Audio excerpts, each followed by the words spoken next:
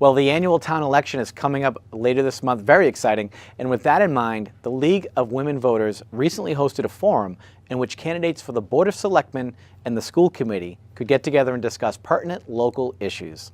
The forum took place at the Stevens Estate on the night of Thursday, the 2nd of March, and North Andover CAM was right there for all the action.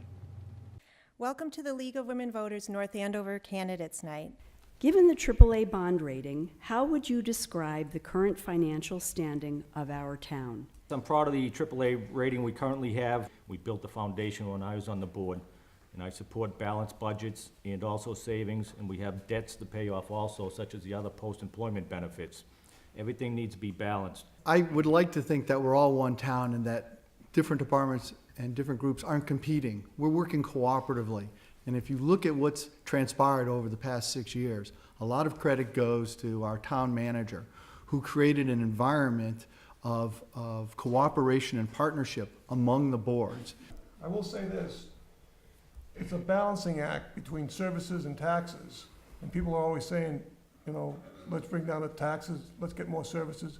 But that's what this, with the town manager and the Board of Selectmen, it's a balancing act, and they do a good job. In terms of the balance between spending and savings, I think that we should have a balance, certainly. We need to address the other post-retirement benefits being underfunded. I think that we need to, I think we're in good shape, though, that we've started a reserve fund to start collecting for that. And I know that from some of the research I've done, other towns haven't gone so far as to do that. If changing the observance of Halloween to a Saturday were to come up again, how would you vote? To keep it on the 31st or move it to Saturday? Well, first of all, let me say I'm very sad that my boys have passed the age of trick-or-treating. Most important to me is that there's enough time for kids to get out there and do the trick-or-treating in the daylight and not have parents rushing home to make sure they get there on time, because I think there's also a conflict of safety. I'm a bit of a traditionalist, so I would like to say I'd keep it on the 31st, but obviously my husband works in Boston, so I know the challenge, and I'd just try and talk to as many people as I could before I made that decision. Thank you. Mr. Lannon. I think her husband's too old to go out for trick-or-treating, so, Good one. and it's not a big issue with me. I'd probably go with Saturday with Monday off for a school holiday. Okay. I kind of feel the 31st, because there's always, when I was a kid, it was always the 31st. Where I live, Brentwood Circle, it's pretty quiet, so I like to see it stick with the 31st, because the more kids, the better. I like to see them come to my house.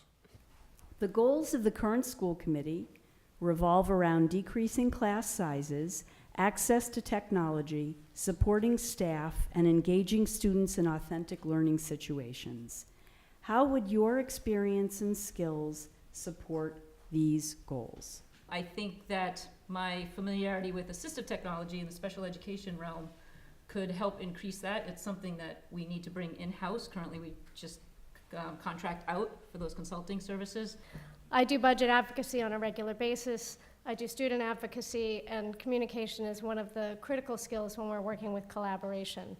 We need to get the information out to the voters and to the community so that they can understand what we're trying to do. The Board of Selectmen and I leveraged the CIP capital improvement plan to bring an over $800,000 network project to fruition, and was approved from town meeting.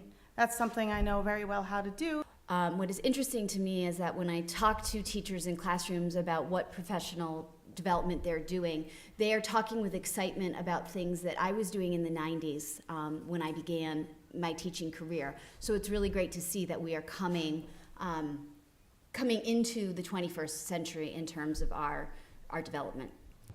The annual town election will be held on Tuesday, March 28th. Polls open right at 7 a.m.